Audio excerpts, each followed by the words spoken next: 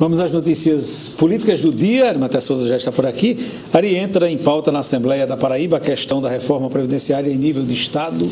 Boa noite, Chieta. Boa noite, Mônica. Boa noite, telespectador. Sem muito alarde, começou a andar na Assembleia Legislativa dois projetos, começaram a andar na Assembleia Legislativa dois projetos relacionados à Previdência. Todo mundo falando da desfiliação de João Azevedo, todo mundo falando da briga dele com Ricardo Coutinho e os projetos lá na Assembleia. Os dois projetos dizem respeito à adequação em nível de servidores da Paraíba, da reforma previdenciária geral que foi feita esse ano pelo Congresso Nacional. E é um tema que requer atenção, particularmente dos servidores públicos e dos contribuintes em geral, até porque a Previdência hoje dá um déficit, ou propicia um déficit mensal de 150 milhões de reais aos cofres do Estado. Ou seja, dito de um outro jeito, o governo do Estado precisa injetar 150 milhões de reais para que haja a quitação da folha dos inativos somada à receita da PBPrev, que é o órgão que cuida dos inativos aqui no estado da Paraíba. Portanto, é uma conta sempre bilionária. E o primeiro salto disso, a primeira consequência que vai ser feita em nível de Brasil, vai ser a elevação da alíquota de desconto dos servidores para pelo menos 14% da remuneração. E é um projeto, uma emenda constitucional e um projeto de lei complementar. Há uma proposta de realização de audiência pública, pelo menos uma audiência pública, para a discussão desse assunto. Tem um complicador adicional, que é o fato de os poderes, demais poderes além do Executivo, Tribunal de Justiça, o EPB, Ministério Público, Defensoria Pública, Tribunal de Contas do Estado e Poder Judiciário remeterem para a PBPrev os inativos e, nesse caso desses demais poderes ou órgãos com autonomia financeira, a faixa salarial é bem acima do Executivo na Paraíba, e aí é uma conta que salga ainda mais o orçamento da PBPrev aqui no Estado. Tudo isso será objeto de discussão mínima, pelo menos, até que haja a votação desses projetos que certamente, presumivelmente, vão ficar para ser votados no ano que vem. Ari, agora falando do pleito de 2020, você conversou com Diego Tavares, que é um dos nomes cotados para disputar a Prefeitura de João Pessoa no próximo ano, com o apoio do atual prefeito Luciano Cartacho, não é isso? Só contextualizando, Diego Tavares é o secretário de Desenvolvimento Social da Prefeitura de João Pessoa, apontado como o nome preferido do prefeito Luciano Cartacho para a sua sucessão, é filiado ao PV e é igualmente primeiro suplente de senador da senadora Daniela Ribeiro, do PP. Diego concedeu uma entrevista e disse que a orientação, por enquanto, é retardar as decisões para o ano que vem. Vamos conferir. Recebi a orientação do prefeito para que a gente se dedique todo este ano empenhado na gestão das políticas públicas importantes.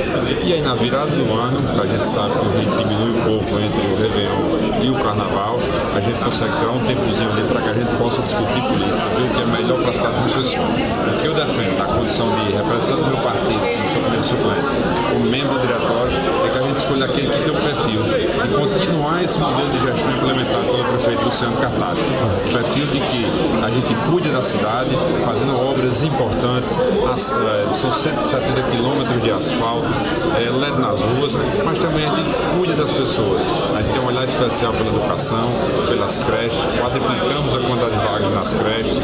Quando entramos na gestão do prefeito, entramos em 2013 com 200 vagas de berçário, hoje são 1.800, entre diversos outros benefícios que a gente traz. Então, essa equação de cuidar da cidade, de cuidar das pessoas, a gente tem que continuar esse modelo de gestão implementado pelo prefeito Luciano Cartacho. Então, como agente político, como é que você tem acompanhado esse racha aí no PSB e que culminou com a saída do governador João Azevedo do partido? Eu respeito a função de cada partido. Dentro do PV, eu posso falar pelo PV, dentro do PSD. Só sei que eles têm muitos problemas para resolver partidariamente e além de outros problemas que as tornam públicas. Então, cada um resolve seus problemas. Nós estamos unidos, fortes, pensando sempre em João Pessoa. O ciclo de Ricardo Coutinho acabou? Não, me fizeram essa pergunta, tá certo, recentemente nos programas, se existia candidatura imbatível. Eu costumo dizer que imbatível para mim só Jesus Cristo. E já vi isso na história política da Paraíba, se analisarmos um pouco, a gente pode ver que sempre existiam aqueles candidatos imbatíveis que depois acabaram saindo. O caso de Buriti, o caso de Wilson Braga, o caso de Zé Maranhão, o caso de Cássio, e agora também acho que é o caso de Ricardo Coutinho, um ciclo que se fecha. Até porque pela história da cidade de João Pessoa, nenhum prefeito que foi prefeito conseguiu retornar, a não ser que seja por nomeação, no caso de Damásio Franca. Mas por eleição, desde que tivemos as eleições no município de João Pessoa, todos aqueles que foram prefeitos se dedicaram, se empenharam, tiveram a oportunidade de fazer, e João Pessoa depois sempre optou pelo novo, pelos que continuam trabalhando pela cidade de João Pessoa. A gente vai virar dentro aí com uma grande dúvida em relação tanto a Campina Grande quanto a João Pessoa. No caso de João Pessoa, vamos ter uma candidatura apoiada pelo governador, vamos ter Ricardo Coutinho candidato e vamos ter um candidato do prefeito Luciano Cartacho, pelo menos essas três. Em termos de Campina Grande, vamos ter um candidato apoiado pelo prefeito Romero Rodrigues, um pela oposição, chamemos de clássica, e Ricardo Coutinho lançará uma terceira candidatura. A preço de hoje, as respostas, sim, é que pelo menos teremos, desses agrupamentos que eu mencionei, candidaturas próprias, pelo menos no primeiro turno das eleições do ano que vem. Mas a conferir. A conferir.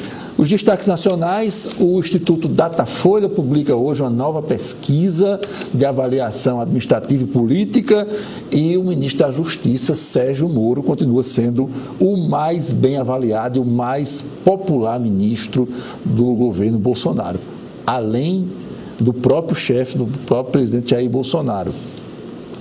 O Banco Central divulgou uma constatação, mais um sintoma da crise econômica que o país vivencia. Segundo o Banco Central, aumentou em 26% a solicitação de empréstimos consignados no período de janeiro a outubro deste ano. Empréstimo consignado, sempre lembrando, é aqueles cujo desconto é feito na fonte, digamos assim, principalmente envolvendo beneficiários da Previdência Social, aposentados e pensionistas do INSS. Para que você tenha uma ideia, segundo o Banco Central, já foram tomados por empréstimos consignados de janeiro a outubro desse ano 79 bilhões 843 milhões de reais. É muito dinheiro. Pois é.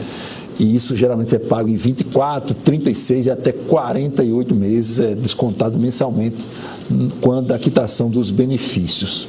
O Procurador-Geral da República, Guilherme Aras, anunciou hoje que vai desidratar, vai retirar da força-tarefa da Operação Lava Jato cerca de 50 pessoas que prestam assessoramento a essa força-tarefa em Curitiba. Segundo ele, é necessário para atender a outras demandas estruturais e funcionais da Procuradoria-Geral da República.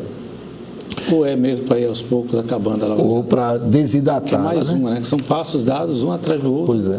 Um encadeamento de pequenos fatos. Né? São pequenos, que é para não ter a repercussão imediata, mas o fato é que há o interesse de acabar com a Operação Lava Jato. Né? Na edição de hoje, para fechar, o jornal Folha de São Paulo publica uma matéria, uma entrevista de página inteira com o Marcelo Odebrecht, o pivô aí da Operação Lava Jato, ele que é herdeiro desse imenso grupo econômico que é a empreiteira Odebrecht. É a primeira entrevista que o Marcelo dá desde que conseguiu converter a prisão em prisão domiciliar.